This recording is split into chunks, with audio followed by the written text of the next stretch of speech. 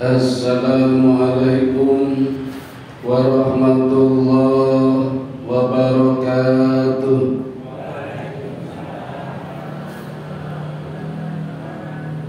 Innal hamdalillah nahmaduhu wa nasta'inuhu wa nastaghfiruhu wa na'udzu billahi min syururi anfusina wa min sayyiati a'malina.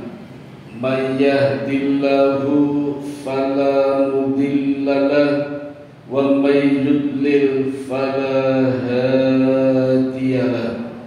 Asyhadu an la ilaha illallah wahdahu la syarika lahu wa asyhadu anna Muhammadan abduhu wa rasuluhu la nabiyya ba'dah.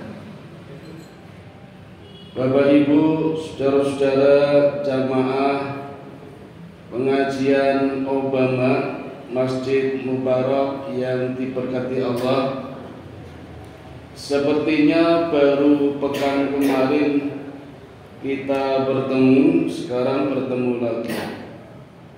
Cuma kemarin jadwalnya Ustadz Lasiman ya, saya isi dengan melanjutkan materi tentang perjanjian Hudaybiyah bagian kedua, dan sudah selesai Bapak Ibu.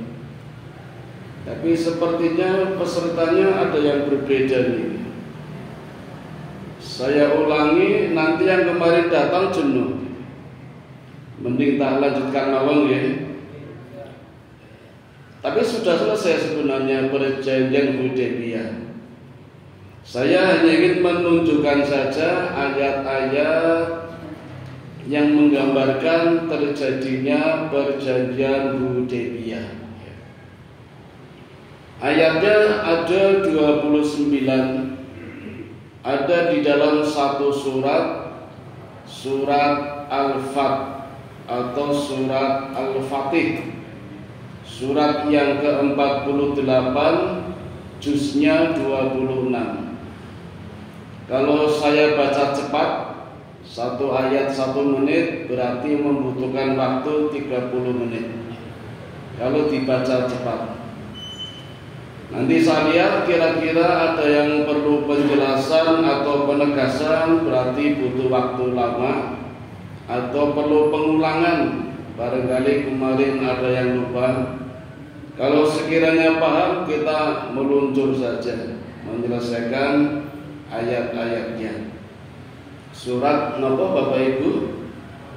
Al-Fat atau Al-Fatih, artinya kemenangan. Ada 3 ulama sejarah menafsirkan bahwa surat Al-Fat menceritakan tentang kemenangan umat Islam ketika menembus Kaisar Romawi. Tapi yang berpendapat hanya sedikit. Ulama sejarah yang kedua berpendapat surat Al-Fat menceritakan tentang Fathul Mekah, kembalinya kota Mekah. Itu juga yang berpendapat sedikit. Jadi yang berpendapat banyak adalah pendapat yang ketiga, kalau surat Al-Fat itu menceritakan tentang perjanjian Hudaybiyah yang di dalamnya ada Bai'atul Ridwan. Disebut Bai'atul Ridwan karena perjanjiannya dilakukan di bawah pohon yang rindang, namanya pohon Ridwan, pohon keridhaan, kerelaan. Dan Nabi Muhammad SAW menuntut keridhaan seluruh sahabatnya sejumlah 1397 untuk melakukan baiat. Hanya karena Utsman bin Affan ditahan oleh Abu Sufyan di Mekah. Nabi khawatir kalau dibunuh, maka semua diambil baiatnya. Nah, nama lain dari Baitul Ridwan adalah Baitus Syajarah, karena dilakukan di bawah pohon. Dan Bapak Ibu, ada informasi yang sangat penting yang disampaikan Nabi, kenapa harus ada bai'atus syajarah. Nah, informasi ini juga ditulis di dalam surat Al-Fat. Mudah-mudahan nanti ketemu ya. Saya bacakan dulu ayatnya. A'udzu billahi minasy syaithanir rajim. Bismillahirrahmanirrahim. Inna fatahna laka fathan mubina.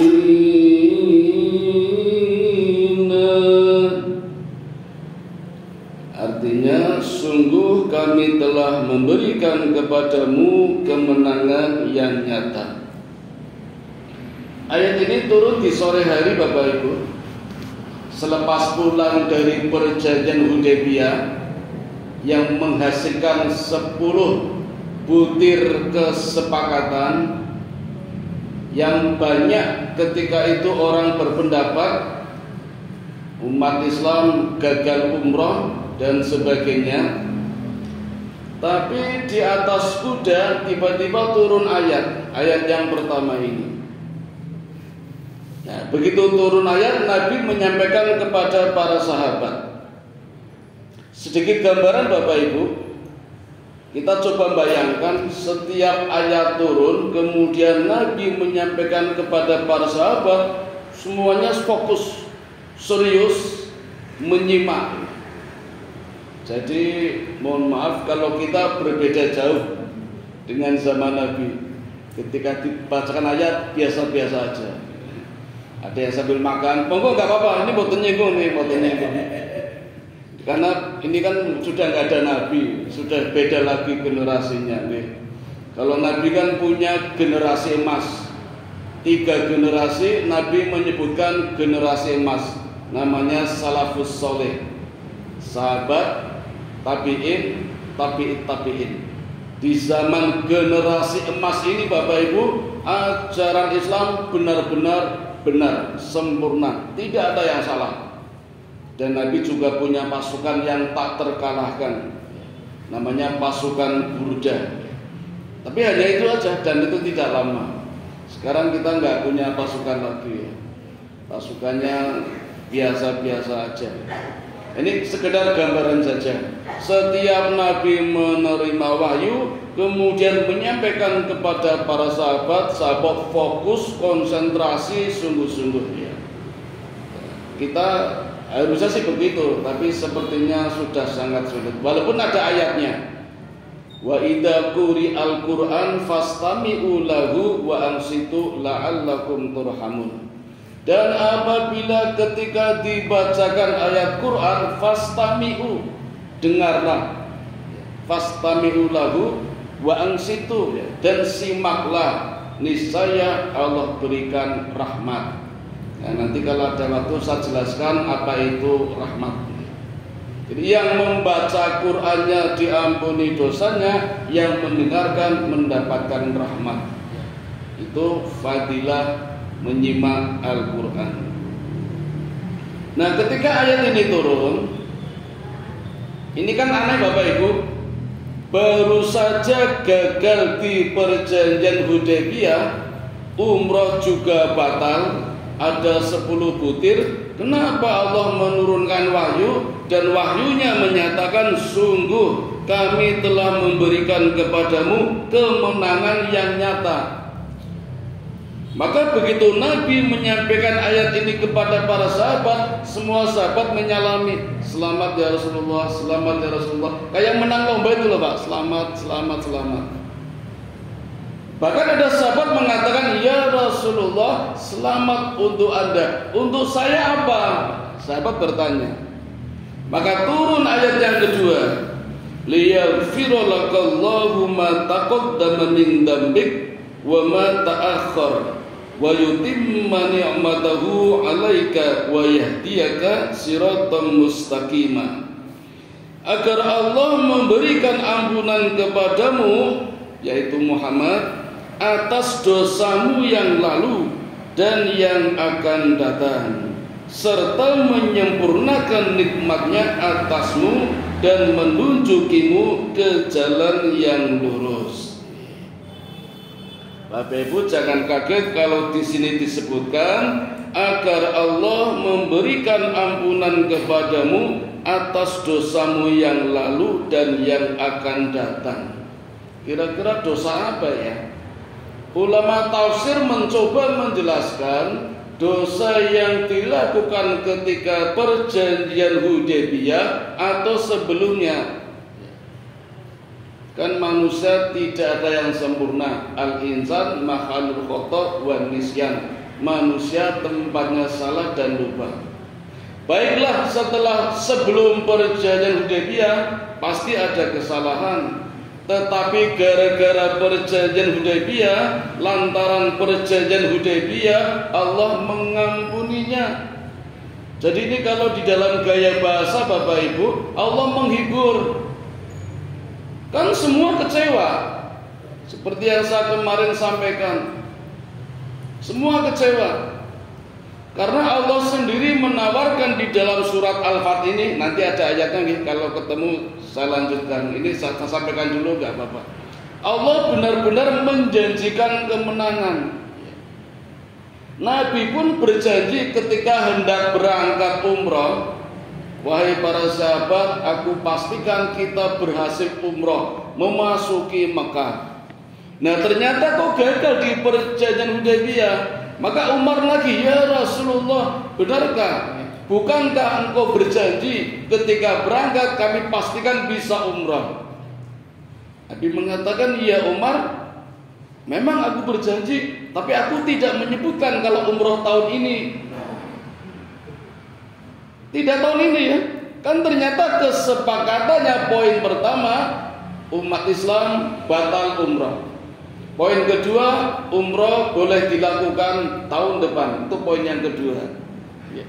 Tapi etika di dalam bahasa, anggap saja Nabi salah, ya. Nabi salah, anggap saja. Walaupun nggak salah, karena tidak melanggar janji. Tapi Allah menghiburnya dengan cara mengampuni dosa-dosanya. Kalau itu dianggap dosa. Jadi seperti Nabi Ibrahim, Bapak Ibu, itu kan menangis sejadi-jadinya ketika teringat dosa-dosanya. Padahal nggak punya dosa, Pak.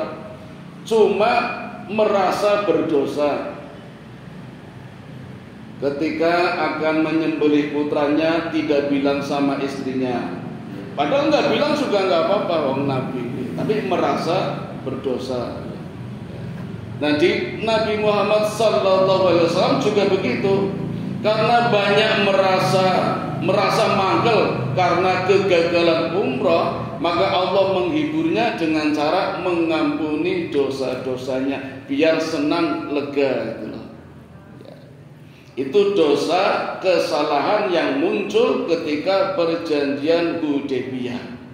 Kalau diurutkan Bapak Ibu, sejak berangkat pun sudah mulai ada musibah. Jadi begini Bapak Ibu, ini pelajaran buat kita nih.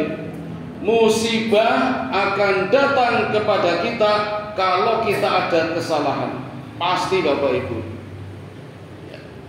Jangankan kesalahan, tidak punya salah saja Allah pasti menguji kita dengan musibah, apalagi punya kesalahan. Sudah ada Pak di dalam surat Al-Ankabut ayat kedua. Ahasiban nasu ayutraku ayyakulu fahum lahum la yuftanun. Jangan kau katakan beriman kalau belum aku uji. Nah, saniki pripun Bapak Ibu, jenengan sudah terlanjur mengaku beriman. Pasti ada musibah. Nek pengen boten musibah, ya enggak usah beriman. Tapi azab. Enggak ada pilihan nih, enggak ada pilihan. Cuma begini Bapak Ibu, musibah itu ada dua. Kalau diturunkan kepada orang beriman namanya ujian.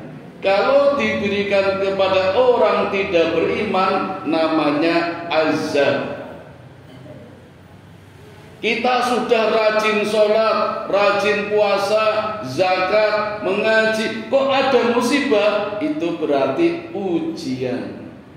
Tujuannya meningkatkan kualitas iman. Kalau ada orang maksiat, minum minuman keras, mabuk, judi, zina, kena musibah, itu azab. Parahnya kalau orang yang ditimpa musibah tidak tahu. Dino maksiat, sholat ora, zakat ora, zina tiap hari, ditimpa musibah, bilangnya saya sedang diuji oleh Allah. Bukan, itu azab itu.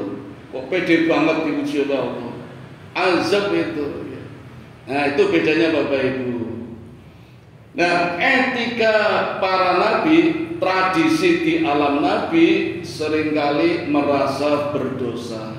Merasa nih, padahal belum tentu berdosa. Itu hanya perasaan saja.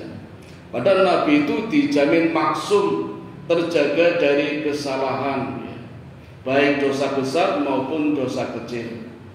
Kalau wali itu mahfud itu terjaga dari dosa-dosa besar, tapi dosa kecil tidak. Jadi kadang berbuat dosa tapi dosa kecil, itu mahfud, nggak pakai MD. Kalau kita maklum, Nabi maksum, wali mahfud, kita maklum, banyak salahnya. Kadang nggak terasa dosa besar atau dosa kecil.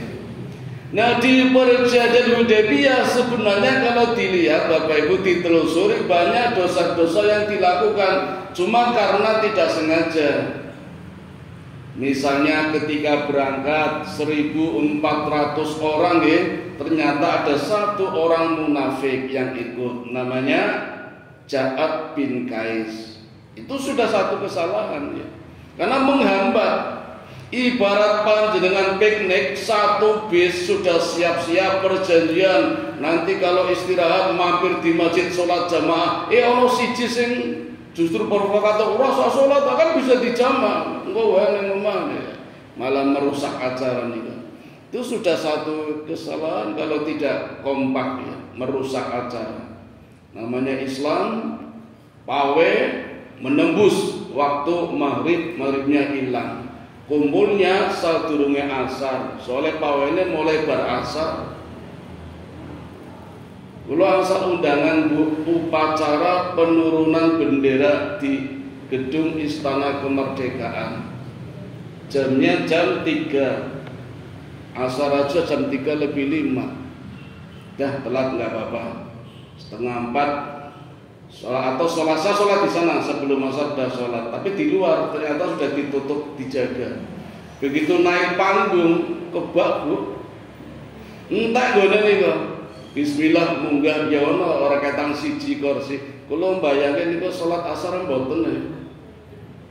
Padahal maghrib niku kasih drambenan. Kalau pamit ngelewati wong pejabat-pejabat orang urus mudun kula.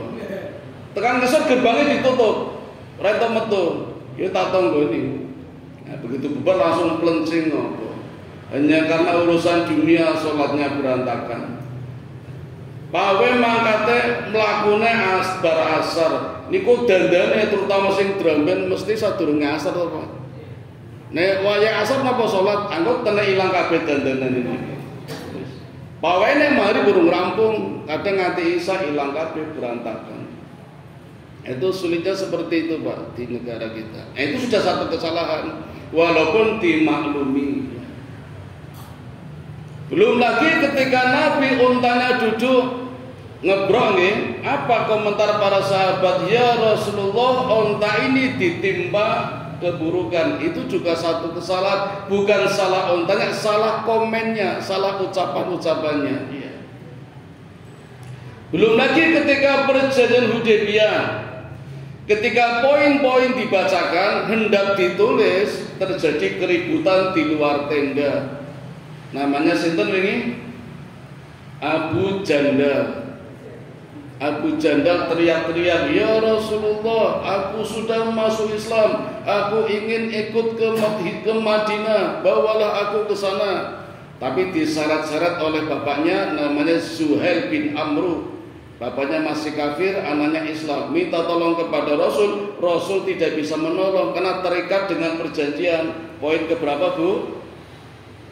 Lupa nggih. Poin yang ke-8. Kalau ada orang Mekah masuk Madinah tanpa izin walinya, maka harus dikembalikan kepada Mekah. Poin 9 urek lagi. Kalau ada orang Madinah masuk ke Mekah, maka orang Mekah tidak wajib mengembalikan kepada Madinah. Kan poinnya seperti itu, yang berat-berat itu. Nah, padahal Nabi mengalah, Allah pun mengizinkannya. Tapi ini kan satu keburukan bagi Abu Jandal yang mestinya bisa hijrah karena terikat perjanjian, tidak bisa apa-apa.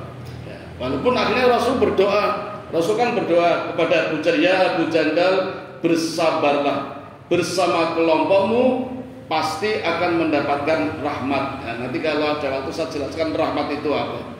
Itu doanya Rasulullah yang juga didoakan pula kepada Abu Basir. Masih kan kemarin Abu Basir? Nah, apapun kesalahan yang terjadi Bapak Ibu, baik ketika perjanjian Hudaybiyah maupun sebelumnya, Allah memberikan ampunannya, baik kepada Nabi Muhammad maupun kepada para sahabat yang ikut dalam perjalanan umrah sejumlah 1400 min 1, dikurangi 1 karena yang satu orang munafik namanya Ja'ad bin Qais. Itu ayat kedua. Ayat ketiga, wa yansyurakallahu nasran aziza, dan agar Allah menolongmu dengan pertolongan yang kuat atau pertolongan yang banyak. Pun nggih, melaju saja. Dialah yang telah menurunkan ketenangan ke dalam hati orang-orang mukmin untuk menambah keimanan atas keimanan mereka yang telah ada, dan milik Allah lah bala tentara langit dan bumi, dan Allah Maha mengetahui, Maha bijaksana. Ini ayat keempat Bapak Ibu. Allah memberikan ketenangan kepada orang-orang mukmin, terutama orang yang berada di dalam kemah, di dalam tenda ketika perjanjian Hudaybiyah ada 8. Menghadapi orang kafir 2. Banyak mana Bapak Ibu? Orang beriman, tapi dengan kesombongannya 2 orang kafir ini mendikte ketika membuat poin-poin kesepakatan Hudaybiyah. Padahal jumlah mukmin banyak. Allah pun menjanjikan kemenangan kalau perang menang itu. Karena Allah juga menyiapkan bala tentara, tentara langit dan tentara bumi. Tentara langit itu malaikat, tentara bumi itu gajah, binatang buas, itu sudah Allah siapkan. Ini seperti Nabi Sulaiman, Pak.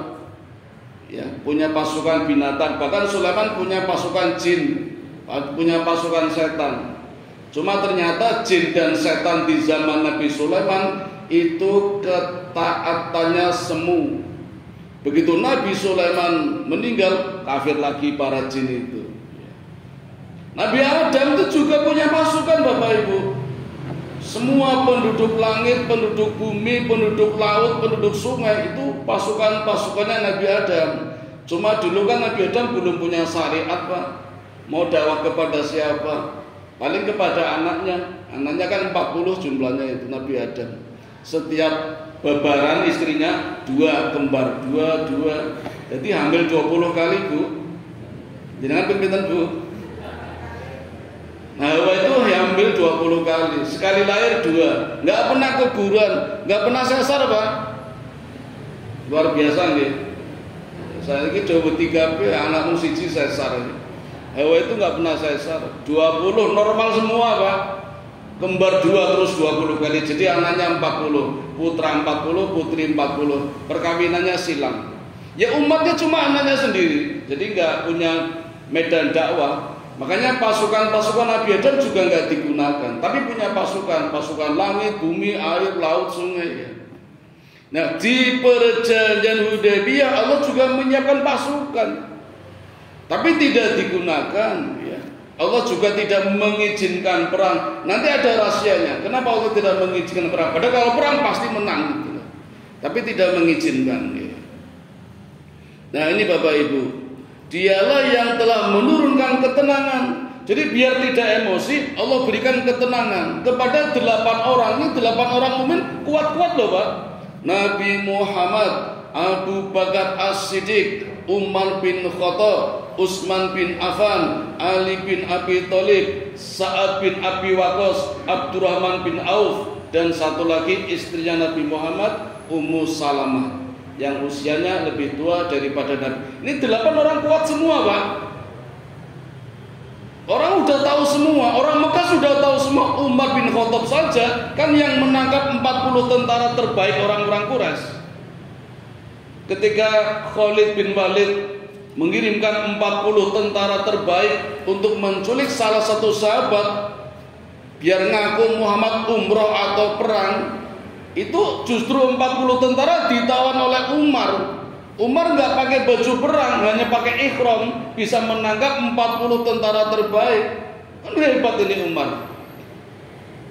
Sa'ad bin Abi Waqqas itu juga punya pasukan, Pak. Ketika dikirim oleh gubernur Yaman ketika itu, Sa'ad bin Abi Waqqas ini punya kisah sendiri, tapi kapan-kapan bocoran saja. Itu bisa berjalan di atas air itu.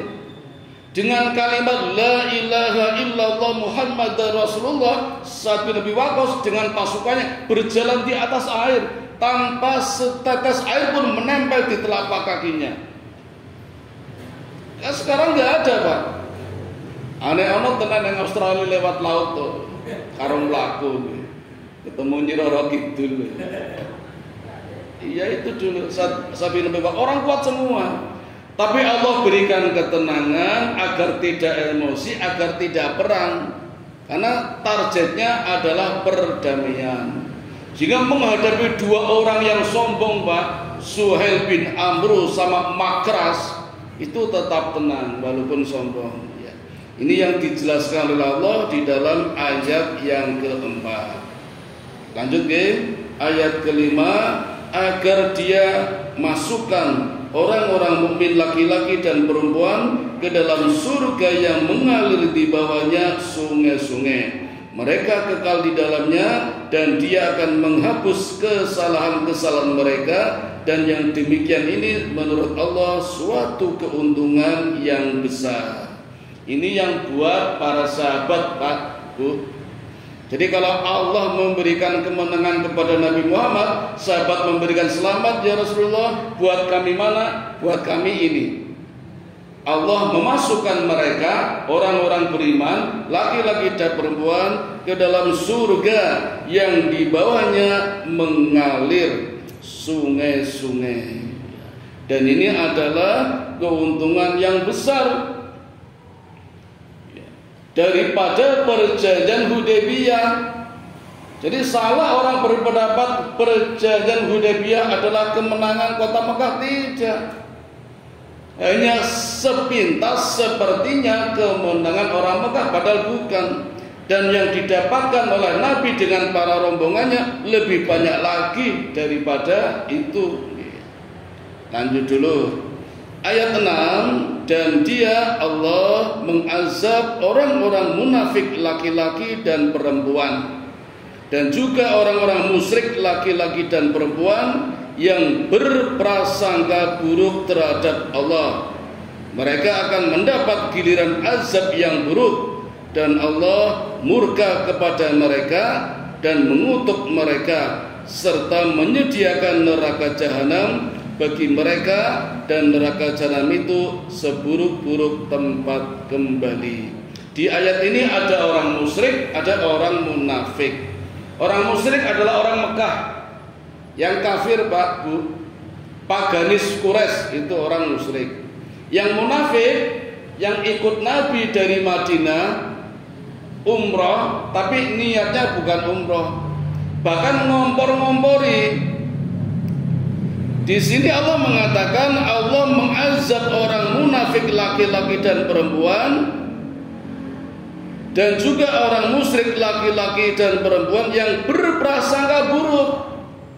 Jadi ketika Nabi mengajak umrah, orang munafik ini, Pak, ngapain umrah?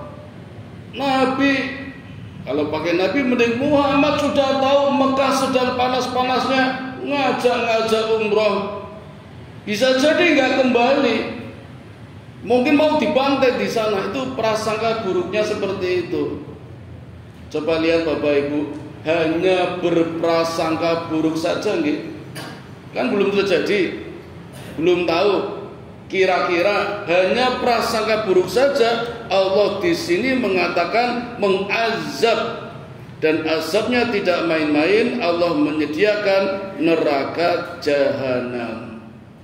Maka Bapak Ibu, pelajaran buat kita, yang namanya prasangka buruk itu sangat besar ancamannya.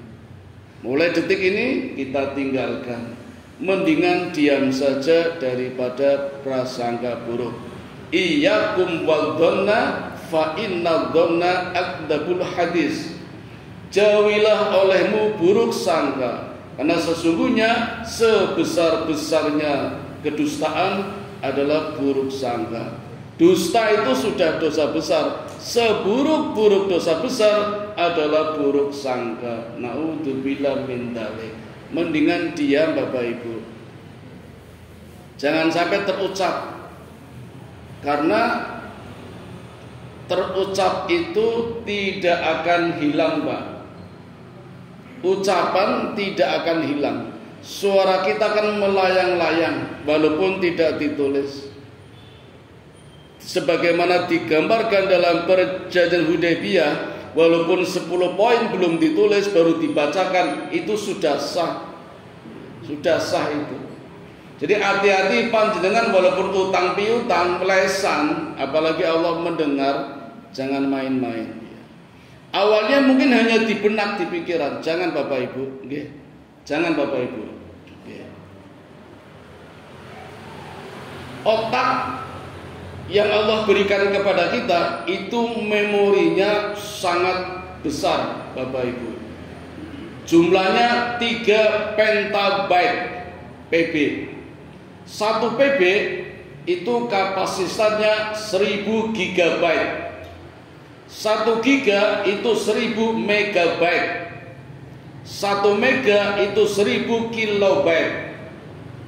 Jadi silakan dihitung aja 1000 kali 1000 kali 1000 kali 1000. Jadi kilobit, megabit, gigabit, terabit, pentabit, berarti 5.000. 1000 kalikan 5.000. Itu menurut riset, otak kita akan penuh, Pak, kalau kita bisa hidup selama 5.000 tahun.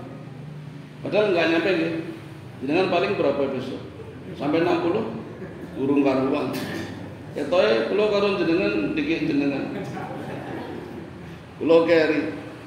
Jadi otak kita akan penuh. Itu kalau usia kita 6.000, Pak. Kalau 40 tahun berarti kan nggak mungkin penuh. Bahkan menurut riset, Pak, rata-rata panjenengan yang sudah dewasa itu otaknya baru dipakai 4%-nya. 4%. Berarti yang 96% kosong, belum dipakai. Orang jenius setingkat Albert Einstein yang menduduki posisi nomor 10 dari 100 orang terkemuka di dunia, itu konon baru menggunakan otaknya 8%. Itu orang jenius. Bagaimana dengan kita yang tidak jenius? Jangan-jangan 1% aja nggak ada. Lalu yang sudah kita pakai berapa ini? Quran yang sudah kita hafalkan berapa ayat? Jadi jangan sampai, kita nggak perlu khawatir Bapak Ibu, nggak perlu khawatir kalau nanti otak kita penuh, nggak mungkin. Itu 6.000 tahun baru penuh. Jadi 40 tahun nggak mungkin penuh. Lalu kenapa kita sulit menghafal? Bukannya kita nggak bisa Bapak Ibu, ya hanya malas saja. Banyak kesibukan dan macam-macam alasannya itu nih. Itu yang membuat otak kita belum berfungsi maksimal. Jadi nggak perlu khawatir ya. Nah di sini Allah pun mengatakan begitu. Allah menghitung mulai dari benak kita. Benak kita akan mempengaruhi pikiran kita. Pikiran kita akan mempengaruhi ucapan kita. Ucapan kita akan mempengaruhi perbuatan kita. Perbuatan kita akan mempengaruhi kebiasaan kita. Kebiasaan kita akan mempengaruhi nasib kita. Ngaten Bu. Jenengan nglamun nggih? Pak, jenengan nglamun, Pak. Aku kok utangnya oke ya. Wah, oke tenan, Pak. Tenan itu. Yakin. Kan itu sudah masuk dalam kerangka buruk sangka. Buruk sangka kepada Allah. Waduh, kok utangnya oke tenan. Makanya mulai hari ini Bapak Ibu, Allah akan melunasi utang panjenengan. Caranya gimana? Di batin kita, di otak kita, saya tidak punya utang. Utang saya sudah dilunasi Allah. Sekarang yang saya punya adalah amanah. Ya gitu aja. Utang yang dengan pun lunas, sekarang ganti amanah yang harus dibayarkan. Malah keren itu. Karena kalau tidak punya utang, bisa jadi kita banyak maksiat, Pak. Gara-gara punya utang kita tidak maksiat. Nah itu ada manfaatnya ternyata punya utang. Tapi sekiranya menjadikan beban karena buruk sangka kepada Allah, maka lepaskan. Allah yang melunasi, ganti dengan kata-kata amanah.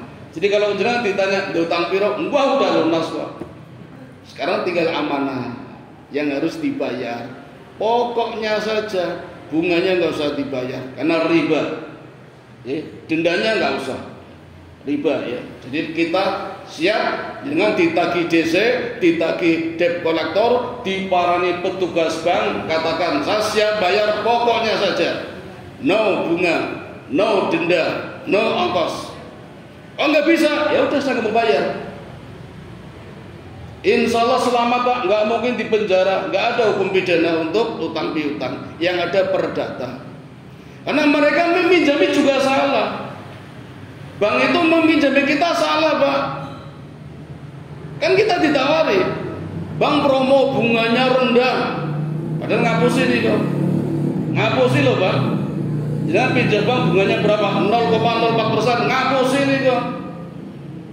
Itu besok kalau mau lunas baru 0,4%. Ketika tanda tangan dihitung iso 30% itu. Karena menggunakan saldo menurun, ini ora cerita meneng wae, asal tapi ngapusi. Dari apa sudah ngapusi. Jadi kita nggak bayar, salahnya bank, nggak apa-apa kita nggak bayar.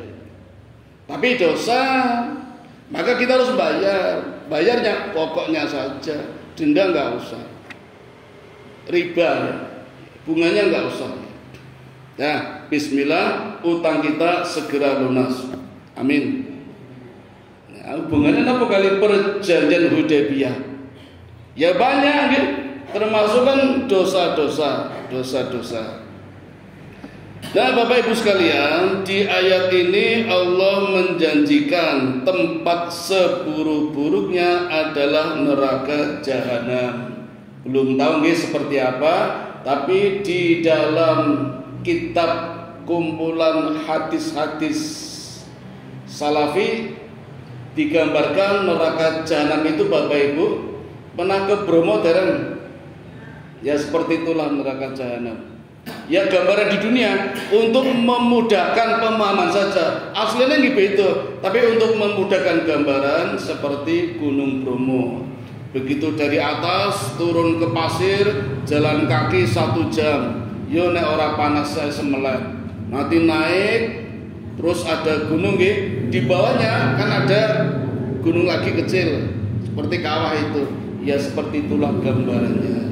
Tempat seburuk-buruk untuk orang musyrik dan orang munafik yang bermain-main kesombongan di dalam perjanjian Hudaybiyah. Ayat 7, dan milik Allah bala tentara langit dan bumi dan Allah Maha Perkasa Maha Bijaksana. Sambung nggih.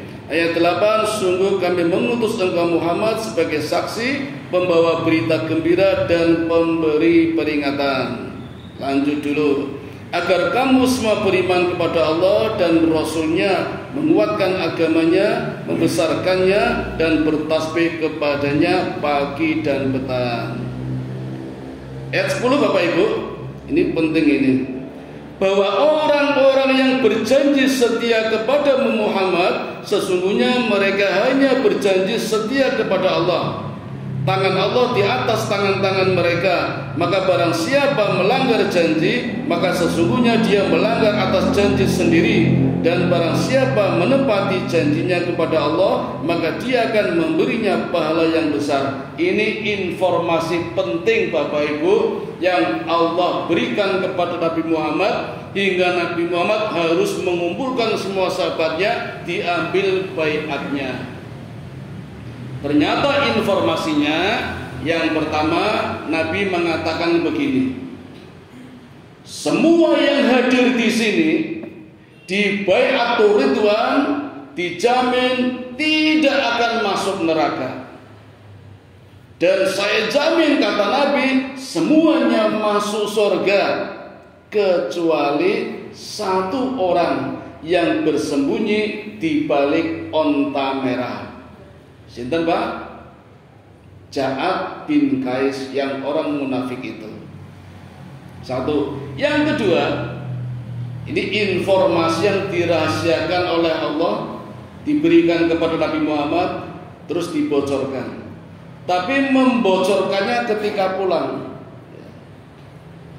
Jadi Bapak Ibu, setiap kali peperangan Nabi tidak pernah menyebutkan perangnya kemana, memerangi siapa. Nabi bilang jihad, sahabat berangkat jihad. Kan ini bagian dari rahasia perang Pak. Jadi sebegitu primpen Nabi menyimpan rahasia, sahabat saja tidak tahu, istrinya saja tidak tahu. Benteng kali kita panggil, mesti ngerti. Itu rahasia di dalam peperangan, tujuannya saja kemana tidak tahu. Kecuali dua peperangan Nabi menyebutkan, perang Khaybar dan perang Hunain. Perang Badar saja tidak menyebutkan. Itu aja perintahnya ketika di jalan Allah baru turunkan perintah perang, padahal belum siap, nggak bawa senjata. Nah, perang Khaybar ini Allah memberikan kabar. Apa kabarnya Bapak Ibu? Besok di perang Khaybar Allah menjanjikan kemenangan dan harta rampasan yang sangat banyak, semuanya boleh diambil. Tetapi yang boleh ikut perang ke Khaybar hanya yang ikut di perjanjian Hudaybiyah. Jadi berapa orang Bapak Ibu? 1399. Kan yang berangkat 1400. Yang munafik kan tidak ikut. Ikut tapi di Khaybar tidak boleh ikut. Beritanya santer Bapak Ibu, sampai Nabi kembali dari perjanjian Hudaybiyah, kemudian tiba di Madinah. Ini ada dua riwayat Bapak Ibu. Riwayat pertama, begitu Nabi sampai di Madinah, Nabi langsung, ayo kita berangkat ke Khaybar. Itu riwayat pertama. Karena ayatnya di sini di dalam surat Al-Fat disebutkan segera. Allah menyegerakan kemenangan untuk Muhammad dan rombongannya, dan menyegerakan harta rampasan perang yang banyak. Maka satu riwayat mengatakan Nabi begitu sampai Madinah langsung segera berangkat menuju Khaybar. Tapi riwayat lain menyebutkan membutuhkan waktu, tidak langsung berangkat. Seperti saya ceritakan kemarin, Nabi sampai di Madinah mendapat informasi kalau ada satu tahanan Muslim di Mekah lepas lari ke Madinah. Namanya sinten Pak? Abu Basir. Itu kan berarti butuh hari, butuh waktu. Apalagi perang Khaybar itu kejadiannya tahun 628 Masehi, di bulan Maret. Perjanjian Hudaybiyah itu tahun 6 Hijriah, bulan Dzulqa'dah. Khaybar itu 628, berarti selisih 2 tahun itu. Nah, Monggo mau pilih yang mana terserah. Yang penting dari kisah ini adalah hikmah pelajaran yang bisa kita ambil di perang Khaybar. Perang yang Allah janjikan kemenangan. Karena Bapak Ibu, Khaybar ini negeri yang paling kaya ketika itu, Pak. Di zaman itu negara terkaya di dunia itu Khaybar. Negaranya menempati di wilayah Oasis Khaybar. Oasis itu kalau saya gambarkan Bapak Ibu, daerah di antara dua gunung.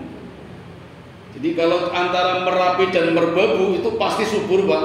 Pasti subur antara Merapi dan Merbabu. Ini ya deg-degan terus. Nek erupsi. Tapi yang ini Khaybar ini kan bukan gunung berapi, jadi aman-aman saja. Subur, airnya berlimpah. Itu kalau dari Madinah ke utara sekitar 150 km. Jadi seperti Jogja Demak, Jogja Kudus lah jaraknya itu. Dari Madinah. Khaybar Bapak Ibu, di zaman itu tidak hanya sebagai negara terkaya, tapi juga negara yang memiliki pasukan militer terkuat di dunia, Pak. Sampai-sampai kerajaan Romawi saja yang begitu kuat tidak bisa menaklukkan Khaybar. Apalagi penduduk Khaybar, pasukannya gitu, tentaranya gitu, pasukan-pasukan elit, tentara Yahudi, Pak. Dan itu punya kisah yang panjang, memiliki dendam kesumat dengan Nabi Muhammad Sallallahu Alaihi Wasallam. Jadi penduduk Khaybar Bapak Ibu itu penduduknya murni orang-orang Yahudi yang terdiri dari dua suku, suku Bani Nadir dan suku Bani Qainuqa. Itu punya dendam dengan Nabi Muhammad. Yang Bani Nadir pernah saya sampaikan belum gitu?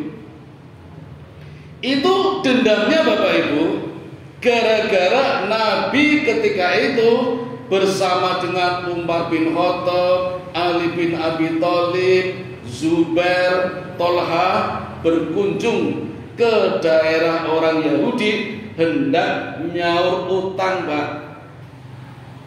Jadi Nabi itu punya utang, Bu, kepada orang Yahudi. Ajeng bayar nggih, moro teng omahe. Sudah duduk di ruang tamu jejer Nabi Muhammad, Umar, Ali. Di belakang orang Yahudi berembuk. Salah satu mengatakan, ini kesempatan emas. Tidak ada lagi kesempatan sebaik ini untuk membunuh Muhammad. Siapa yang bersedia naik ke atas, menjatuhkan batu besar, persis di bawahnya ada Muhammad. Maka satu orang naik dengan membawa batu besar, hendak dijatuhkan di bawahnya tempat duduknya Muhammad. Tapi Allah memberikan tahu lewat malaikat Jibril, ya Muhammad, segeralah, pergilah, di atas bahaya mengancam. Maka Nabi bergegas pergi. Dan Nabi diam saja, tidak bilang, tidak pamit, saya nggih ajeng teng wingking mboten, langsung pergi. Dan tradisi Nabi, kebiasaan Nabi, kalau Nabi pergi bergegas, sahabat sudah tahu, paling ke belakang, buang air. Maka sahabat tahunya Nabi buang air. Jadi ditunggu, Umar menunggu, Ali menunggu, Tolha menunggu, Zubair menunggu. Tapi yang ditunggu lama nggak datang-datang. Padahal Rasulullah cuma pergi keluar. Dikiranya buang air, tapi nggak kembali-kembali. Maka 4 sahabat ini segera pulang. Dan ternyata begitu sampai Mekah, Rasulullah sudah dengan ratusan pasukan. Sehingga sahabat bertanya, ada apa ya Rasul? Rasul baru cerita. Lalu menyerbu Bani Nadir, menangkap, serahkan orang yang hendak membunuh tadi, yang mengangkat batu itu. Karena tidak mau diserahkan, diserang. Dengan kesombongannya mampu bertahan, ternyata tidak mampu bertahan, akhirnya diusir dari Madinah. Nah, karena diusir dari Madinah, rasa dendam muncul di hati orang-orang Yahudi Bani Nadir. Satu lagi, Bani Qainuqa. Apa kesalahannya Bapak Ibu? Ada seorang sahabat wanita muslimah belanja di pasar orang-orang Yahudi, Pak. Itu semuanya Yahudi, nggak ada yang Muslim. Tapi orang sahabat ini muslimah belanja di toko di pasar Yahudi, belanja emas, beli cincin, beli anting-anting, ya. Kan dicoba gitu. Oleh pemilik toko disuruh lepas cadarnya, lepas hijabnya. Tentu saja tidak mau. Maka pemilik toko ngerjain, mencantolkan besi tajam di bajunya, Pak. Ketika duduk, maka begitu sahabat bangun, bajunya sobek sampai terlihat auratnya. Malu gimana ya? Ada seorang sahabat melihat saudaranya seiman, sahabat dipermalukan, orang terima. Maka pemilik tokonya dibunuh. Melihat pemilik toko dibunuh, sahabat yang muslim tadi dikeroyok sapasar, Pak, sampai meninggal. Jadi hari itu yang meninggal 2 orang, satu Yahudi, satu Muslim. Satu mati syahid yang Muslim, satu mati sangit neraka tanpa hisab. Wanitanya lari masuk masjid dan minta tolong kepada Rasulullah. Rasul dilapori, percaya, karena orang beriman. Nggak perlu rapat, langsung bawa pasukan mendatangi Bani Qainuqa, menuntut siapa yang mempermalukan sahabat, siapa yang membunuh sahabat. Karena tidak mau menyerahkan pembunuhnya, maka diusir Bani Qainuqa dari Madinah. Nah, 2 orang Yahudi ini, Bani Nadir dan Bani Qainuqa, bergabung. Sama-sama punya dendam kesumat dengan Nabi, bergabung ya, selama bertahun-tahun membuat isu provokator, menjalin hubungan dengan suku-suku Arab. Maka terkumpullah satu pasukan sejumlah 10.000 yang siap menghabiskan Madinah di perang Ahzab. Nabi hanya punya pasukan 3.000 saja, mereteli, Pak. Lagi-lagi orang munafik. Tinggal 1.000 sampai tinggal 300. Coba, Pak, 300 melawan 10.000. Gak masalah bagi Nabi. Punya pengalaman di perang Badar, hanya 313 ngalahkan 1.000. Ini perang Ahzab 300 ngalahkan 10.000. Nyatanya menang, Pak. Jadi saat ini Bapak Ibu mau tenus sawut tinggi, sakmene sama lagi wong alun-alun, tenang aja. Yang penting keimanannya kuat, tenang aja. Nah, Khaibar ini kumpulannya orang-orang Yahudi dari Bani Nadir dan Bani Qainuqa.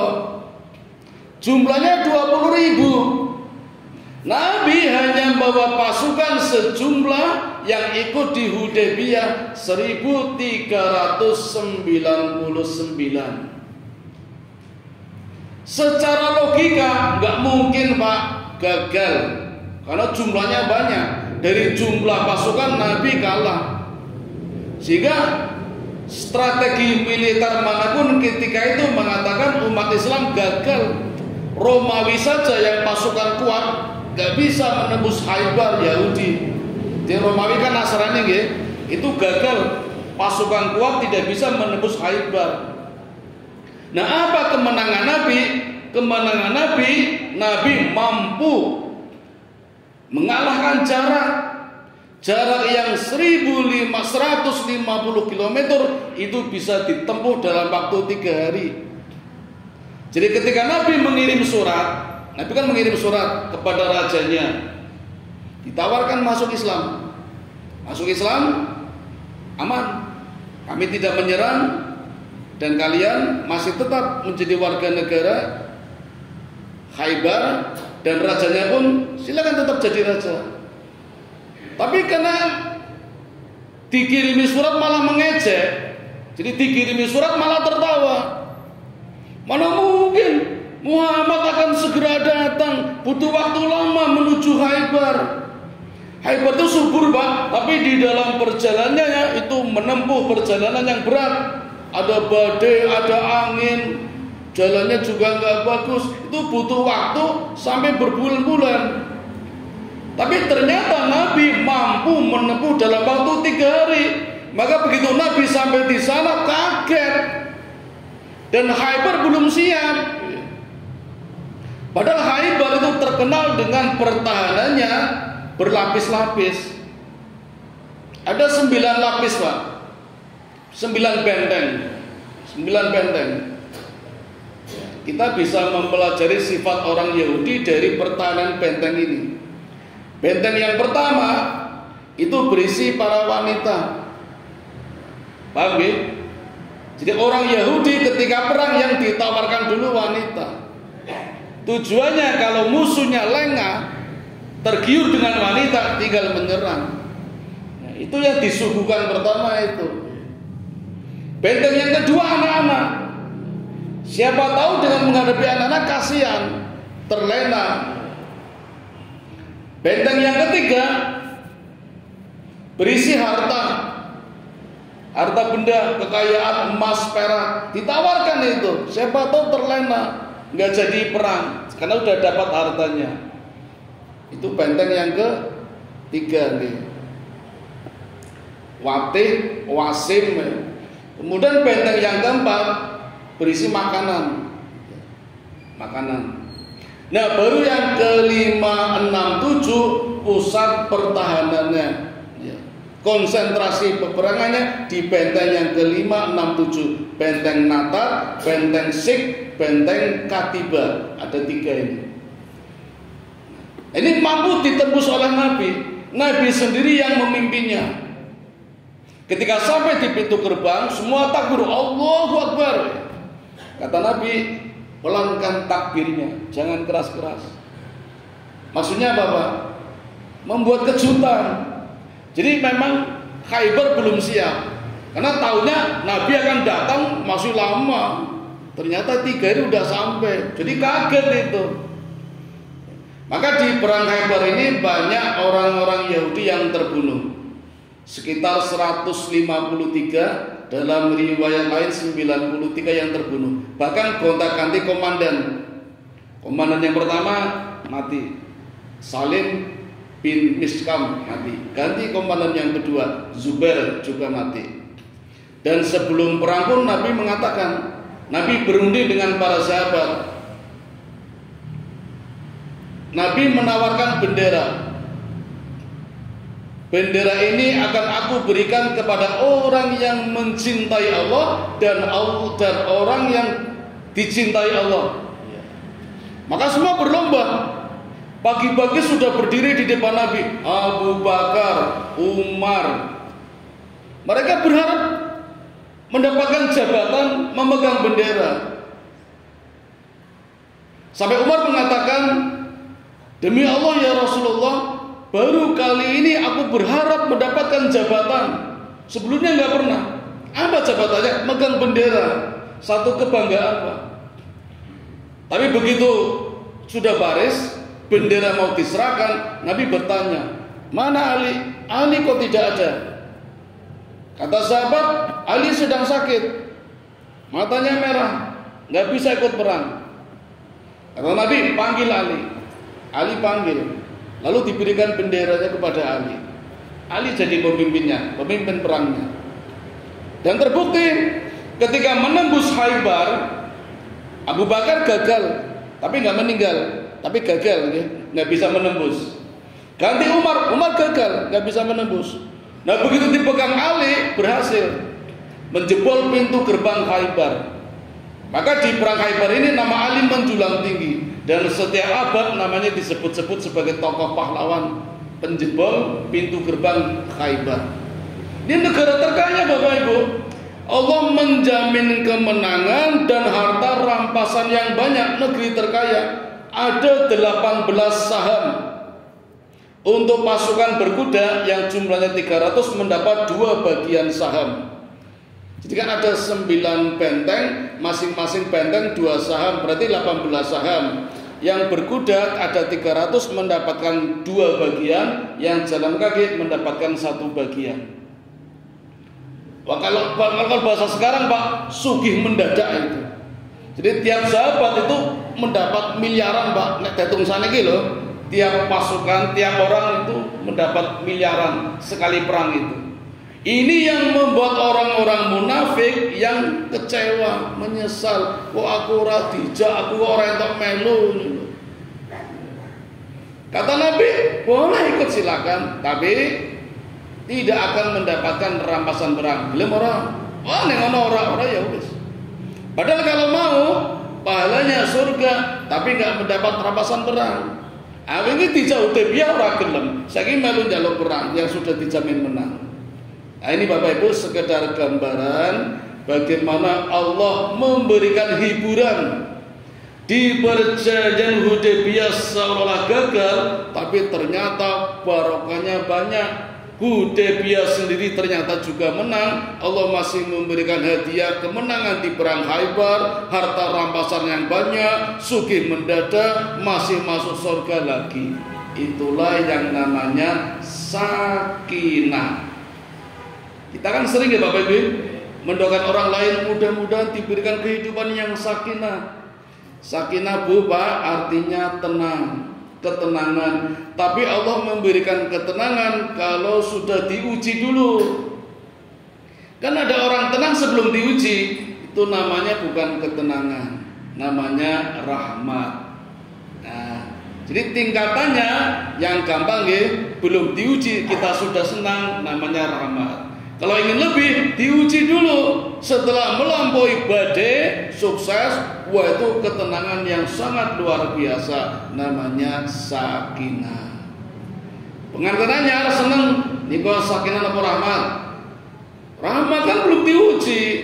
Nanti kalau sudah punya anak, punya harta, tergoda dengan orang lain, kan ujian toh niko. Nek kuat mboten selingkuh, wah namanya sakinah. Nah demikian dulu Bapak Ibu sekilas kesimpulan gambaran ayat-ayat yang Allah tunjukkan bagaimana dengan kekuasaannya memberikan kemenangan, ketenangan kepada orang-orang beriman lewat satu kisah yang namanya perjanjian Hudaybiyah yang di dalamnya ada Bai'atur Ridwan dan juga perang Khaybar yang sebenarnya syarat dengan pelajaran buat kita sebagai umatnya. Mudah-mudahan tidak hanya ini saja, kita juga bisa mendapatkan apa yang dijanjikan oleh Nabi yang namanya syafaat. Amin ya rabbal alamin. Saya kembalikan kepada pembawa acara. Sekiranya ada yang mau ditanyakan monggo, tidak ada, alhamdulillah. Assalamualaikum warahmatullahi wabarakatuh.